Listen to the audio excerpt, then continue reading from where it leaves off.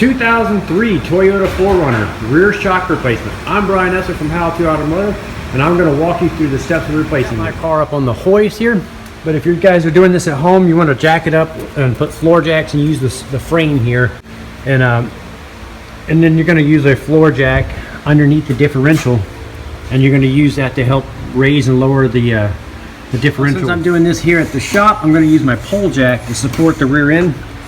And the reason why is when we take off this shock here, the rear end will drop down a couple inches, and I don't want it the spring to come loose here or anything. So I'm going to use the pole jack, and when I take the bolt off, it'll hold everything into place.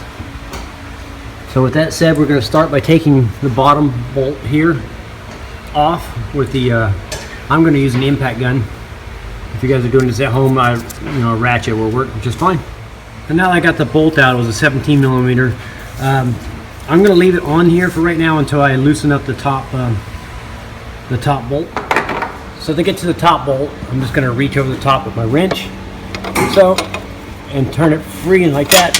If it spins on you, you can put vice grips in here and hold the tip here, or in my case, the shock itself is made out of, has a metal sleeve on it. If you can grip that with a pair of pliers and hold that.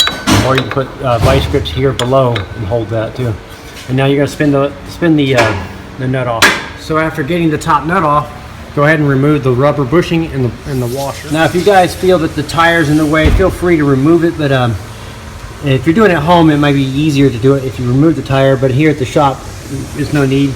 So now that I got the top bolt undone and the bushing done off, I'm going to go ahead and just pry the shock off the okay, so when I pried with my pry bar, it got real close to the end, but it's at a kind of a weird angle and won't allow it to slide off. So what I did to get it off completely is grab the top of the shock with both hands and pull downwards with the shock until it popped out of the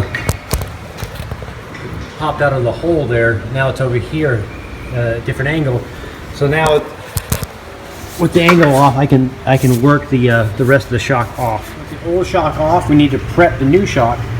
So you need the flat washer, and that goes on first. Then you need the bushing that has the little nipple on it, and that goes on second with the nipple pointing upwards. Next, you're going to take the washer that has a little the nipple on it itself and put it on with the nipple side facing up, so like this. Now you're going to take the shock, and we're going to what we're going to do is put it up through the suspension like this and have it floating on the outside of the mounting spot here, and we'll put it on the bottom here first and slide it on, and you can use a rubber mallet to tap it on. So this next step is going to be a little tough since it's a new shock, but what you're going to do is you're going to put both hands on it, pull the shock down until it clears the mounting point here.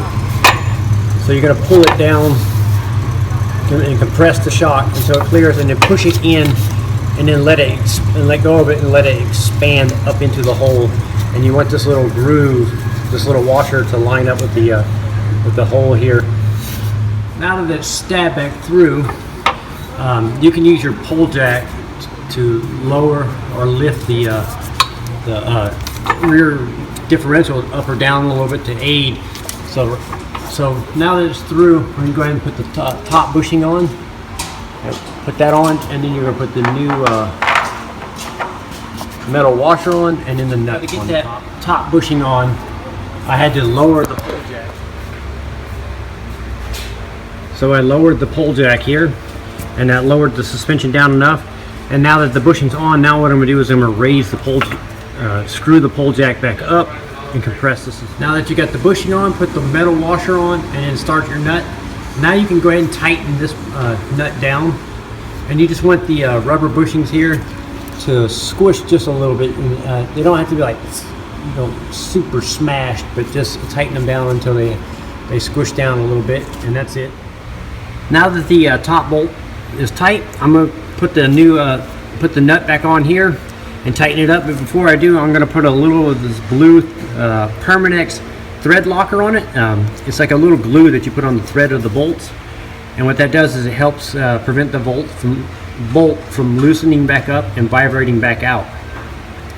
And if you guys don't have this product, it's available at my website at howtoautomotive.com on the tools and products page.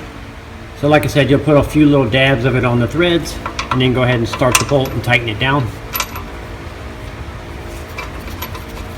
And then once it's tight, then you can remove your pole jacks or your floor jacks, whatever you did, lower the vehicle down, and you'll duplicate the exact same process for the other side, and that'll complete the rear shock replacement on a 2003 Toyota 4runner. I'm Brian Esser from How To Automotive. I'd like to thank you guys for watching my videos, encourage you to subscribe, invite you to come over to the howtoautomotive.com website for more valuable videos like this.